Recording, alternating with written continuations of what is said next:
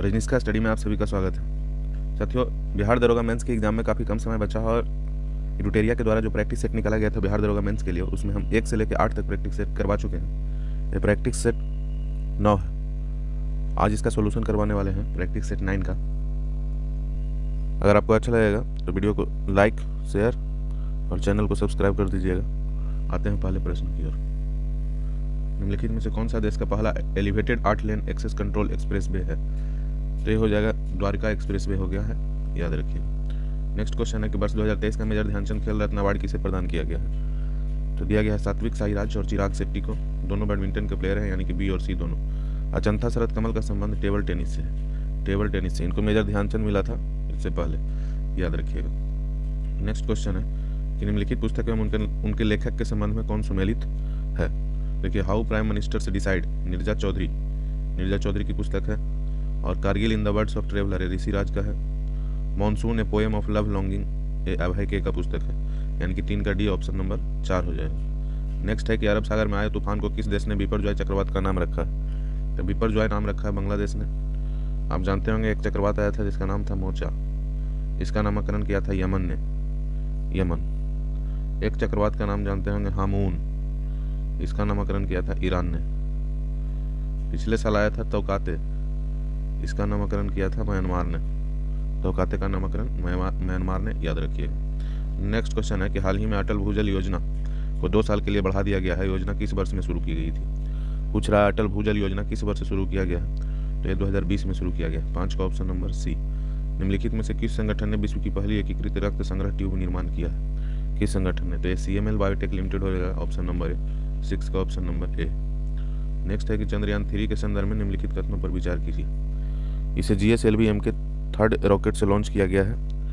तो ये सही है, GSLV-M के 3rd रॉकेट से ही लॉन्च किया गया। 14 जुलाई 2023 को लॉन्च किया गया है, ये भी सही है। इसके लैंडर का नाम विक्रम है, ये भी सही है। और रोवर का नाम पूछेगा तो रोवर का नाम हो जाएगा प्रज्ञान। रोवर का नाम प्रज्ञान, याद रखिए। तो 1, 2, 3 तीनों सही है।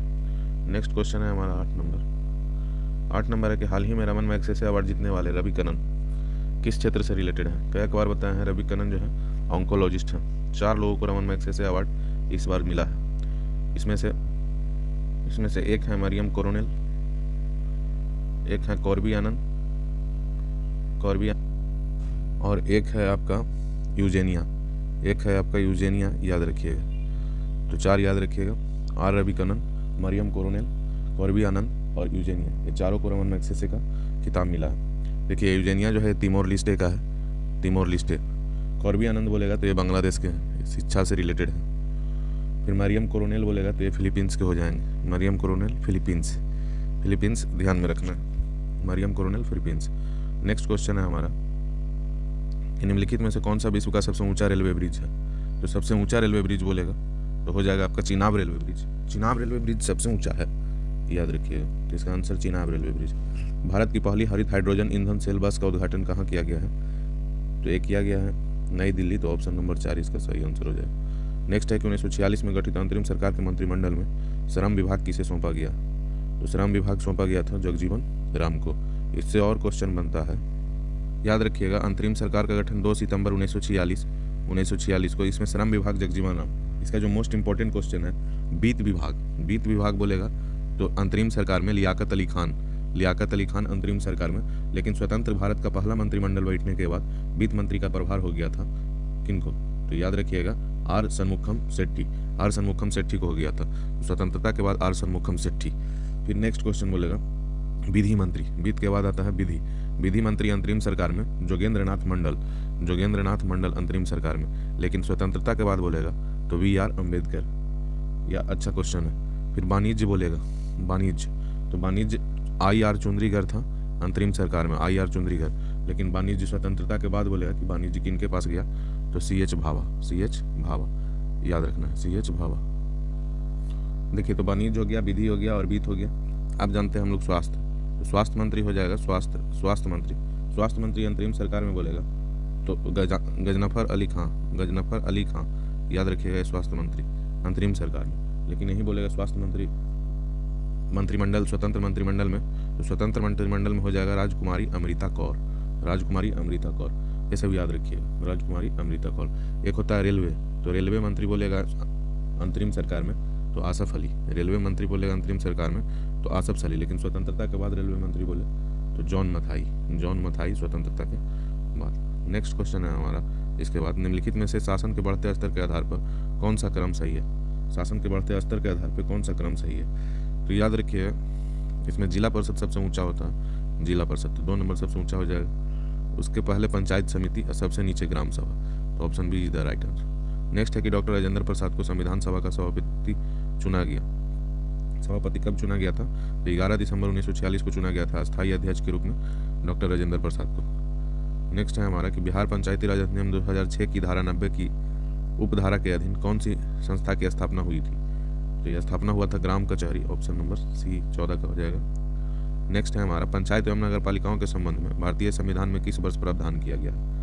तो ये किया गया है 1993 में 73वां संविधान संशोधन और 74वां संविधान संशोधन के द्वारा। 1993 इसका सही आंसर हो जाएगा। 73वां संविधान संशोधन जो है पंचायत से रिलेटेड है और पंचायत में हमारा 29 विषय। 74वां संविधान संशोधन बोलेगा तो ये आपका नगर पालिका से रिलेटेड है और इसमें 18 विषय। ए भाग पूछेगा तो 9, ए भाग पूछेगा तो 9A में। इसका आर्टिकल पूछेगा तो 243 से लेके ओ तक, और इसका आर्टिकल पूछेगा तो 243 से लेके 243P से लेके जेड 243 ZG तक, याद रखिएगा। नेक्स्ट क्वेश्चन है हमारा 15 के बाद 16 नंबर। निम्नलिखित में से कौन निर्धारित करता है कि कोई धन विधेयक है कि नहीं? तो ये हो जाएगा लोकसभा अध्यक्ष। लोकसभा अध्यक्ष निर्धारित करते हैं आर्टिकल 110 के 3 के तहत कि कौन सा कोई धन विधेयक है या नहीं। नेक्स्ट क्वेश्चन है कि शिक्षा के अधिकार की व्याख्या भारतीय संविधान के किस अनुच्छेद में की गई है? तो अनुच्छेद 21 का ये option C is the right answer हो जाएगा। 86वां कॉन्स्टिट्यूशन अमेंडमेंट एक्ट 2002 के द्वारा इसको मूल संविधान में शामिल किया गया था शिक्षा के अधिकार को 21A के तहत। नेक्स्ट क्वेश्चन है कि भारतीय संविधान का कौन सा भाग नागरिकता के बारे में बताता है? तो भाग 2 नागरिकता के बारे में बताता है। इसमें आर्टिकल बोलेगा तो 5 से लेके 11 तक आर्टिकल आता है भाग 2 में। आर्टिकल 5 में बोलता है संविधान के प्रारंभ में नागरिकता। आर्टिकल 5 कहता है संविधान के प्रारंभ में नागरिकता। 6-7 को छोड़ देना है, 8 याद रखिएगा। कुछ व्यक्ति जो है भारत से बाहर रहने वाले भारतीय मूल के व्यक्तियों को भारत की नागरिकता। 9 में स्वेच्छा से आप किसी देश की नागरिकता अर्जित कर लेते हैं तो आपको भारत का नागरिक नहीं होना। 10 में आपका है कि नागरिकता के अधिकारों का बना रहना, और 11 में है कि नागरिकता के अधिकार का जो विधि या नियम बनाने की शक्ति है संसद के पास है। 6-7 भी जानना चाहते हैं तो इजी ही है। देखिए पाकिस्तान से भारत को प्रव्रजन करने वाले व्यक्तियों को नागरिकता, और 7 है कि पाकिस्तान को प्रव्रजन करने वाले कुछ भारतीयों को नागरिकता। नागरिकता के बारे में और भी बहुत कुछ है कि भारत का जो एकल नागरिकता का प्रावधान है कहाँ से दिया गया है? तो एकल नागरिकता बोलेगा तो ब्रिटेन, जबकि दोहरी नागरिकता बोलेगा तो ये अमेरिका के संविधान से लिया गया। तो दोहरी नागरिकता अमेरिका, जबकि एकल नागरिकता बोलेगा तो ब्रिटेन। नागरिकता का एक तरीका से प्राप्त किया जाता है, एक तो जन्म से हो गया, दूसरा वंश परंपरा के आधार पर, तीसरा देशीकरण के द्वारा नागरिकता प्राप्त किया जा सकता है, चौथा आपका पंजीकरण जिसको बोलते हैं रजिस्ट्रेशन के द्वारा नागरिकता मिल सकता है, एक है भूमि विस्तार के द्वारा आप नागरिकता ले सकते हैं। मान के चलिए भारत में नया भूभाग शामिल किया जाता है तो उस क्षेत्र में रहने वाले सभी निवासियों को भारत की नागरिकता दे दी जाएगी। भारतीय नागरिकता अधिनियम जो है 1955 के तहत दिया जाता है 5 प्रकार से नागरिकता। फिर नागरिकता का अंत भी होता है, नागरिकता समाप्त भी की जाती है। तो इसका 3 तरीका है कि आप नागरिकता स्वयं ही छोड़ दें, स्वेच्छा से परित्याग कर दें, या किसी अन्य देश की नागरिकता आप अर्जित कर लेते हैं, तब 2 कंडीशन हो गया। तीसरा कंडीशन कहता है कि सरकार द्वारा नागरिकता छीनने पर, तो ये सब तरीका से आपका नागरिकता का अंत हो जाएगा, ध्यान रखिए। नेक्स्ट क्वेश्चन है अब हमारा, भारतीय संविधान की अनुसूची में शपथ या प्रतिज्ञान के बारे में बताया गया किस अनुसूची में? तो याद रखिएगा शपथ जो है हमारा ये है 3री अनुसूची में। 3री अनुसूची में शपथ है, 3री अनुसूची याद रखिएगा। मूल संविधान में अनुसूचियों की संख्या थी 8। जब मूल संविधान बना था उस समय अनुसूचियों की संख्या थी 8। फिर पहला संविधान संशोधन के द्वारा एक जोड़ा गया 9वां अनुसूची। फिर 52वां संविधान संशोधन के द्वारा 10वां अनुसूची जोड़ा गया।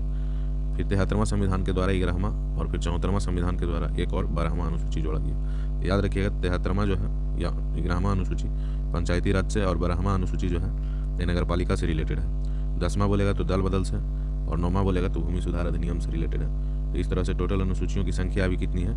12। नेक्स्ट क्वेश्चन है हमारा दूसरी अनुसूची में हमारा है वेतन, दूसरी अनुसूची में है हमारा वेतन, ये भी याद रखिए। नेक्स्ट क्वेश्चन है हमारा कि भारत के संविधान में खाली स्थान के द्वारा मौलिक अधिकार में शिक्षा के अधिकार को जोड़ा गया। कुछ समय पहले बताया है 86वां संविधान संशोधन 2002 के द्वारा शिक्षा के अधिकार को जोड़ा गया। नेक्स्ट क्वेश्चन है हमारा कि पृथ्वी की आंतरिक परत नीफे के निर्माण में किन तत्वों की प्रचुरता है? तो निकेल और फेरस की प्रचुरता है, याद रखिएगा, निकेल और फेरस। क्रस्ट, मेंटल और कोर में विभाजित रहता है। देखिए क्रस्ट और मेंटल को अलग करता है गुटेनबर्ग, और मेंटल और कोर को क्रस्ट और मेंटल को अलग करता है मोहो डिसकंटिन्यूटी लाइन, और मेंटल और कोर को अलग करता है गुटेनबर्ग डिसकंटिन्यूटी लाइन, ये भी ध्यान में रखिएगा। नेक्स्ट क्वेश्चन है हमारा कि निम्न में से कौन सा ध्वनि की लॉर्डनेस या सॉफ्टनेस को निर्धारित करता है? तो लॉर्डनेस और सॉफ्टनेस को निर्धारित करता है आयाम, याद रखिएगा। कॉस्मिक किरणें होती है, कॉस्मिक किरणें, इसका खोज किया था विक्टर हेस के द्वारा इसका खोज किया गया था विक्टर हेस 1936 ईस्वी में। ये तो आवेशित कण भी होता है और कुछ बिना आवेशित कण भी होता है, तो याद रखिए कॉस्मिक किरणें आवेशित और अनावेशित दोनों हो सकता है। नेक्स्ट क्वेश्चन है दृश्य स्पेक्ट्रम की तरंगदैर्घ्य की सीमा कितनी है? तो 3900 एंगस्ट्रम से हो जाएगा, 3900 से 7800 एंगस्ट्रम, याद रखिएगा। ऑप्शन बी इसका राइट आंसर है। घड़ी में प्रयोग होने वाला क्वार्ट्ज क्रिस्टल बने होते हैं तो सिलिकॉन डाइऑक्साइड के बने होते हैं, याद रखिएगा। नेक्स्ट क्वेश्चन हमारा 26 नंबर है कि अयस्कों का भर्जन क्यों किया जाता है? तो अयस्कों का भर्जन जो है ये सल्फर निकालने के लिए किया जाता है, तो इसका आंसर हो जाएगा ऑप्शन बी। नेक्स्ट है क्रिस्टल की संरचना जानने के लिए निम्न में से किसका प्रयोग में लाया जाता है? तो एक्स किरणें का प्रयोग में लाया जाता है। एक्स किरणें के खोजकर्ता हो जाएंगे रोंटजन। नेक्स्ट क्वेश्चन है कि ट्यूबलाइटों तथा परखनलियों में प्रयोग किया जाने वाला ग्लास किससे बनता है? तो कैल्शियम कार्बोनेट भी रहता है, सिलिका भी रहता है और सोडियम कार्बोनेट भी रहता है। नेक्स्ट है कि कच्ची चीनी का रंग विहीन करने हेतु जिस चारकोल का प्रयोग किया जाता है उसका नाम क्या है? तो animal charcoal, C number. Next है कि रासायनिक दृष्टि से सिंदूर है, तो सिंदूर जो है ये मर्क्यूरिक क्लोराइड मर्क्यूरिक सल्फाइड, तो ऑप्शन डी इसका सही हो जाएगा। किस पदार्थ का उपयोग बर्तनों को चमकीला बनाने के लिए किया जाता है? तो बर्तनों को चमकीला बनाने के लिए जिंक ऑक्साइड का हम लोग प्रयोग करते हैं, याद रखिए जिंक ऑक्साइड का। यहाँ पे क्लोराइड है तो ये गलत हो जाएगा। नेक्स्ट क्वेश्चन है निम्न तत्वों में से किसमें न्यूट्रॉन नहीं होता? तो हाइड्रोजन में न्यूट्रॉन नहीं होता, याद रखना है। नेक्स्ट है कि निकेल कैडमियम बैटरी का प्रयोग कहाँ होता है? तो निकेल कैडमियम बैटरी का प्रयोग कैलकुलेटर में भी, ट्रांजिस्टर में भी, कार्डलेस इलेक्ट्रॉनिक उपकरण में भी, तो ऑप्शन 4 इसका सही आंसर है। नेक्स्ट है कि रॉबर्ट वेबस्टर कौन से एक क्षेत्र में अपने कार्य के लिए जाने जाते हैं? तो रॉबर्ट वेबस्टर जो है इन्फ्लुएंजा वायरस के लिए जाने जाते हैं। नेक्स्ट है कि निम्नलिखित में से कौन मानव शरीर की सबसे छोटी हड्डी है? तो मानव शरीर की सबसे छोटी हड्डी बोलेगा तो स्टेपीज हो जाएगा। फीमर सबसे बड़ी हड्डी होता है। मानव शरीर की में लसिका कोशिका बनती है, मानव शरीर में लसिका कोशिका किससे बनती है? तो ये तिल्ली से बनता है, इसको भी ध्यान में रखना है। नेक्स्ट क्वेश्चन, सांप के जहरीले दांत होते हैं जो रूपांतरित रूप है, ये जंभिक दांत के रूपांतरित रूप है, याद रखिएगा। नेक्स्ट क्वेश्चन है कि सेब के फल में लाली का कारण क्या है? तो सेब के फल में लाली का कारण है एंथोसाइनिन। लाइकोपिन बताए थे, टमाटर का लाल रंग लाइकोपिन, गाजर का लाल रंग बोलेगा तो कैरोटीन। एक आता है हल्दी का पीला रंग, हल्दी समारोह भी होता है, हल्दी का पीला रंग बोलेगा तो जैंथोफिल, याद रखिएगा जैंथोफिल, हल्दी का पीला रंग। फिर चुकंदर का बोलेगा रंग जो होता है ये बीटानिन के कारण होता है, बीटानिन के कारण होता है। दूध का धवल उजला रंग केसीन के कारण होता है। दूध का पीला रंग बोलेगा तो कैरोटीन के कारण, पीला रंग कैरोटीन और उजला रंग केसीन। नेक्स्ट क्वेश्चन है कि निम्नलिखित में से कौन सा एंटीबायोटिक है? तो पेनिसिलिन जो है एक प्रकार का एंटीबायोटिक है, इसका खोज किया था अलेक्जेंडर फ्लेमिंग। फिर नेक्स्ट क्वेश्चन है कि कीटभक्षी पौधे जिस मृदा में उगते हैं उसमें नाइट्रोजन की कमी रहती है। बहुत सारे कीटभक्षी पौधे का नाम भी हम बताते हैं। एक होता है नेफेंथिस, फिर है पिगवे कूला, फिर है पीचर प्लांट, सब कीटभक्षी पादप है, ऑप्शन में मिलेगा आपको, इनमें से कौन नहीं है? फिर है ड्रोसेरा, फिर है डायोनिया, फिर है सैरिसेनिया, फिर है यूट्रिकुलेरिया, ये सब जो है आपका कीटभक्षी पादप है। नेक्स्ट क्वेश्चन है कि मौर्य साम्राज्य को 7 वर्गों में विभाजन का विशेष रूप से उल्लेख किया गया है कहाँ? तो ये मेगास्थनीज की एक पुस्तक है इंडिका, इसी में उल्लेख किया गया है। नेक्स्ट है कि मनु स्मृति के अनुसार महिलाएं निम्नलिखित में से किस रीति से संपत्ति अर्जित करती है? तो मनु स्मृति में महिलाएं स्नेह चिन्ह से संपत्ति अर्जित करती है। नेक्स्ट क्वेश्चन है हमारा कि दक्षिण भारत के मंदिरों का आकर्षक द्वार क्या कहलाता है? तो ये कहलाता है गोपुरम। दक्षिण भारत का मंदिर जो है द्रविड़ शैली में, उत्तर भारत का बोलेगा तो नागर शैली, मध्य भारत का बेसर शैली, याद रखिएगा। बनने का तरीका यही 3 शैलियां मंदिर निर्माण की। नेक्स्ट क्वेश्चन है कि भास्कर नामक राजा द्वारा हर्षवर्धन को भेजे गए विभिन्न उपहारों का उल्लेख हर्ष चरित्र में मिलता है। भास्कर किससे रिलेटेड है? तो असम का बर्मन राजवंश से भास्कर रिलेटेड है, याद रखिएगा। हर्ष चरित्र पुस्तक का जो रचनाकार था, हर्ष चरित्र का दरबारी कवि था बाणभट्ट, ये भी याद रखिएगा। नागानंदा, रत्नावली, ये सब इसी की ही पुस्तक है। नेक्स्ट क्वेश्चन है कि नीचे दिए गए सूचीबद्ध को सूची 2 से मिलान कीजिए। सूचीबद्ध को सूची 2 से मिलान कीजिए। तो धौलावीरा हमारा गुजरात में ना है, तो ये याद रखिएगा, धौलावीरा कच्छ जिला। फिर बनावली, ये भी गुजरात, ये भी बनावली हरियाणा में है, तो हिसार 2 नंबर पे जाएगा। लोथल गुजरात में है, ये अहमदाबाद जाएगा लोथल। और कालीबंगन भी आपका हनुमानगढ़ राजस्थान में, याद रखिएगा। तो 3, 2, 1, 4 इसका सही आंसर है। 3, 2 और 1, 4, 3, 2 और 1, 4 इसका हो जाएगा। तो ऑप्शन नंबर पूछेगा 3, 2, 1, 3, 2, 4, 1, 3, 2, 4, 1, ये option number C. Next question है हमारा, नेक्स्ट क्वेश्चन है कि फर ए इजदी का विचार जो मुगल राजतंत्र का आधार था, इनमें से किस सूफी संत के द्वारा सबसे पहले विकसित किया गया था? तो याद रखिएगा, ऑप्शन ए इसका सही आंसर है, शिहाबुद्दीन सुहरावर्दी। नेक्स्ट क्वेश्चन है, जलियांवाला बाग नरसंहार किस गांधीवादी सत्याग्रह के संबंध में हुआ? तो रॉलेट सत्याग्रह 19 मार्च 1919 के संबंध में हुआ था, याद रखिएगा, 19 मार्च 1919। नेक्स्ट है आपका व्यक्तिगत सत्याग्रह बोलेगा तो 17 अक्टूबर 1940, 17 अक्टूबर 1940। नेक्स्ट क्वेश्चन है कि निम्नलिखित पर विचार कीजिए और उपयुक्त स्मारकों का सही कालानुक्रमिक क्रम निम्न में से कौन सा होगा? तो देखिए, सबसे पहले इनमें से हो जाएगा लाल किला। लाल किला कहाँ स्थित है? तो दिल्ली में, और इसको बसाया था किसने? शाहजहां ने, शाहजहां ने बनवाया था, याद रखिएगा। दूसरा नंबर पे हो जाएगा फतेहपुर सीकरी, इसको अकबर ने बनाया था, अकबर ने बनाया था, याद रखिएगा। और इसके बाद आपका आ जाएगा तुगलकाबाद का किला, इसको गयासुद्दीन तुगलक ने बनाया था। कुतुब मीनार 73 मीटर इसका ऊंचाई है, याद रखिएगा। इसका निर्माण कार्य इल्तुतमिश ने पूर्ण करवाया है। तो 1, 2, 3, 3, 1, 2, 4 इसका सही आंसर, 3, 1, 4, 2 इसका सही आंसर है। तो option number B is the right answer. Next question है कि सूचीबद्ध का सूची 2 से मिलान कीजिए। हसन निजामी, हसन निजामी ये ताजुल मासिर के लेखक हैं, ताजुल मासिर के लेखक हसन निजामी। नुस्खा ए दिलकुश है, कई बार बताया है, भीमसेन का अस्त। फिर आपका मोहम्मद काजिम जो है, आलमगीरनामा के लेखक हैं, आलमगीरनामा के मोहम्मद काजिम। कानून ए हुमायूनी ये है ख्वादमीर। नेक्स्ट क्वेश्चन है, मध्यकालीन भारत में एकता का अर्थ क्या होता है? मध्यकालीन भारत में एकता का मतलब होता है सैन्य अधिकारियों को समान अनुदेशित विभिन्न प्रादेशिक इकाइयों से प्राप्त भू राजस्व। नेक्स्ट क्वेश्चन है कि निम्नलिखित में से उनके लागू किए जाने के कालानुक्रमिक क्रम में व्यवस्थित कीजिए।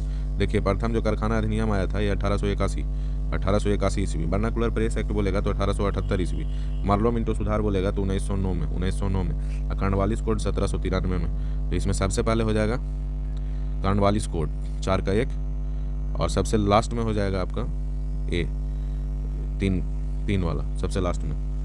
तो सबसे पहले इसका आंसर हो जाएगा 4 नंबर सबसे पहले, उसके बाद आएगा 2 नंबर, उसके बाद 1 नंबर, उसके बाद 3 नंबर। तो 4, 2, 1, 3 इसका सही आंसर है, 4, 2, 1, 3, 4, 2, 1, 3, याद रखिएगा, ऑप्शन ए, ऑप्शन ए इसका सही आंसर। नेक्स्ट क्वेश्चन है कि 1870 के दशक में बम्बई सचिवालय का विकल्प या डिजाइन किसने किया है? तो एच सेंट क्लियर विल्किंस ने किया है, एच सेंट क्लियर विल्किंस, याद रखना है। नेक्स्ट क्वेश्चन है कि वर्ष 1921 में निम्नलिखित में से किस भ्रमण के दौरान गांधी जी ने अपना सिर मुंडवाया और धोती लंगोटी पहनना आरंभ कर दिया ताकि वे गरीबों का समतुल्य पहचाने जा सके? तो दक्षिण भारत के भ्रमण के समय किए थे। नेक्स्ट क्वेश्चन है कि अखिल भारतीय अनुसूचित जाति संघ को इनमें से किसने स्थापित किया था? तो B.R. अम्बेडकर के द्वारा स्थापित किया गया था। नेक्स्ट क्वेश्चन है कि कलकत्ता में महाकाली पाठशाला की संस्थापिका कौन थी? तपस्विनी देवी थी, तपस्विनी देवी, महारानी तपस्विनी देवी। मुद्रा मूल्यन का क्या प्रभाव होता है? तो यह निर्यात में वृद्धि करता है और भुगतान संतुलन में सुधार करता है और आयात में कमी। दृश्य निर्यात और दृश्य आयात के अंतर को क्या कहा जाता है? तो दृश्य निर्यात और दृश्य आयात के अंतर को व्यापार शेष बोला जाता है। इंपॉर्टेंट प्रश्न है, याद रखिएगा। नेक्स्ट है निम्नलिखित प्रस्तावों में से किसका संदर्भित संबंध संघीय बजट से है? तो संघीय बजट से कटौती प्रस्ताव का संबंध होता है। जो बैंक निक्षेप बिना नोटिस के निकाले जा सकते हैं उन्हें क्या कहा जाता है? तो मांग निक्षेप कहा जाता है। ऑप्शन नंबर 4 इसका सही आंसर है। भारत में मुद्रास्फीति को मापा जाता है, तो मुद्रास्फीति को थोक मूल्य सूचकांक के द्वारा मापा जाता है, ये भी सही आंसर है। नेक्स्ट है कि चतुर्थ पंचवर्षीय योजना किस मॉडल पर आधारित थी? तो चतुर्थ पंचवर्षीय योजना गॉडगिल मॉडल पर, प्रथम बोलेगा तो हेराल्ड डोमर मॉडल पर। नेक्स्ट क्वेश्चन है कि गरीबी के दुष्चक्र के सिद्धांत का प्रतिपादन किसने किया था? तो रैगनर नर्क्स ने किया था, ये भी याद रखिएगा, रैगनर नर्क्स। नेक्स्ट क्वेश्चन है कि नाबार्ड के संबंध में कौन सा कथन सत्य है? देखिए, यह कृषि एवं ग्रामीण विकास के क्षेत्र में वित्त उपलब्ध कराने वाली सर्वोच्च संस्था है, तो सर्वोच्च संस्था सही है। शिवरामन समिति की सिफारिश पर इसकी स्थापना किया गया, ये भी सही है। छठी पंचवर्षीय योजना के दौरान इसका स्थापना हुआ, ये भी सही है। तो ऑप्शन 4 इसका सही आंसर है। नेक्स्ट है कि जनगणना 2011 के अनुसार देश में पुरुष साक्षरता दर कितनी है? तो पुरुष साक्षरता दर 80.9% है, सही है। वोमेन का बोलेगा, वोमेन का 64.6%, ये सही है। और ओवरऑल बोलेगा तो ओवरऑल है 73%, याद रखिएगा। नेक्स्ट क्वेश्चन है कि स्वतंत्रता प्राप्ति के बाद भारत सरकार ने वर्ष 1949 में किसकी अध्यक्षता में एक राष्ट्रीय आय समिति का गठन किया था? तो पीसी महालनोविस की अध्यक्षता में किया था आय समिति का गठन। एजेंडा 21 घोषणा का संबंध निम्नलिखित में से किससे है? तो पृथ्वी शिखर सम्मेलन से है, रियो डी जेनेरियो, ये 1992 में हुआ था। 92 में ही एजेंडा 21 का घोषणा हुआ था। नेक्स्ट क्वेश्चन है कि इनमें से कौन सा जलवायु परिवर्तन का क्रायोजेनिक संकेतक है? तो जलवायु परिवर्तन का क्रायोजेनिक संकेतक बर्फ के चादरे और बर्फ के काम है, याद रखिएगा। तो केवल 1 इसका सही आंसर हो जाएगा, केवल 1। तो केवल 1 हो जाएगा, केवल 1। नेक्स्ट क्वेश्चन है, नेक्स्ट 67 के बाद 59 नंबर क्वेश्चन कहता है दामोदर वैली कॉर्पोरेशन क्या है? तो याद रखिएगा यह एक संवैधानिक निकाय है, दामोदर वैली कॉर्पोरेशन। इसका गठन हुआ था 1948 में, याद रखिएगा। डीवीसी, दामोदर वैली कॉर्पोरेशन, इसको शॉर्टकट में बोलते हैं। नेक्स्ट क्वेश्चन है कि सूचीबद्ध का सूची 2 से मिलान कीजिए। डोमिया सियात, डोमिया सियात कहाँ है? तो डोमदा सियात जो है मेघालय में है। डोमिया सियात कहाँ है? मेघालय में। लंबापुर कहाँ है? तो लंबापुर आंध्र प्रदेश में। रोहिल कहाँ है? रोहिल राजस्थान में। और गोगी कहाँ है? तो गोगी कर्नाटका में। 3 4 1 2 इसका सही आंसर है, 3 4 1 2। तो ऑप्शन नंबर ए इसका राइट आंसर। नेक्स्ट क्वेश्चन कह रहा है कि भारतीय वन्य जीव अधिनियम 1972 के अंतर्गत शामिल है। पहला तो क्वेश्चन यही हो गया कि भारतीय वन्य जीव अधिनियम 1972 में आया था, ये पहला क्वेश्चन। इसमें वन्य जीवों के आवास का कानूनी संरक्षण है, संकटग्रस्त वन्य जीवों के शिकार पर प्रतिबंध है, वन्य जीवों के अंगों के व्यापार पर रोक है। इनकी तीनों ऑप्शन इसका सही आंसर है। नेक्स्ट है कि निम्नलिखित में से कौन सा वनस्पति उच्च अक्षांश की वनस्पति मानी जाती है? तो उच्च अक्षांश की जो वनस्पति है हिमाचल प्रदेश में मानी जाती है, याद रखिएगा। फिर नेक्स्ट क्वेश्चन है निम्नलिखित में से किसे प्राकृतिक अयस्क के नाम से जाना जाता है? तो प्राकृतिक अयस्क हो जाएगा हमारा हेमेटाइट। चंगेज खान ने से किसके शासनकाल में भारत की सीमाओं पर आक्रमण किया था? तो इल्तुतमिश इसका सही आंसर हो जाएगा। नेक्स्ट क्वेश्चन है कि अकबर द्वारा शुरू किया गया दीन इलाही का मूल उद्देश्य क्या था? तो दीन इलाही का मूल उद्देश्य विश्व बंधुत्व था, याद रखना। 1582 ईस्वी में दीन इलाही शुरू किया गया था, 1582, जबकि इलाही संबत बोलेगा तो 1583। नेक्स्ट क्वेश्चन है इनमें से कौन सा एक महान हिमालय और हिमाद्री में पर्वत शिखर नहीं है? तो माउंट नाग टिब्बा ना तो हिमाद्री महान हिमालय में है, महान हिमालय या हिमाद्री में ये नहीं है mount Naga Tibba. Next question है 75 के बाद 76 नंबर, इनमें से कौन भारतीय क्षेत्र में एक खाड़ी ही नहीं है? तो अकावा की खाड़ी भारतीय क्षेत्र में नहीं है। नेक्स्ट क्वेश्चन है निम्नलिखित में से कौन सा यूरोपीय देश है? तो यूरोपीय देश इसमें से बुल्गारिया यूरोपीय देश है। बिहार के प्रसिद्ध संत मखदूम सैफुद्दीन अहमद बिन आहिया मनेरी का संबंध किस सूफी संप्रदाय से है? तो फिरदौसी संप्रदाय से है, बिहार शरीफ से रिलेटेड है। फिर बिहार में निम्नलिखित में से कौन सा ब्रिटिश भारत में रियासत था? कौन सा ब्रिटिश भारत में रियासत था? तो एक गिद्धौर हो जाएगा, गिद्धौर यही रियासत था। बिहार में ग्रामीण आबादी, कुल आबादी का परसेंटेज कितना है? तो ग्रामीण आबादी सबसे ज़्यादा 88.71% हो जाएगा, लगभग में 89% आप याद रख सकते हैं ग्रामीण आबादी। देखिए जीएस का प्रश्न इसमें सारा का सारा हम करवा चुके हैं। वीडियो अगर अच्छा लगा होगा तो इसको लाइक कर दीजिएगा, चैनल को शेयर कर दीजिएगा और सब्सक्राइब भी कर लीजिएगा। बाकी आप लोग का एग्जाम में काफ़ी कम समय बचा है, आप लोग जितना से ज़्यादा प्रैक्टिस कर सकते हैं उतना ही अच्छा है। थैंक यू वेरी मच आप सभी का।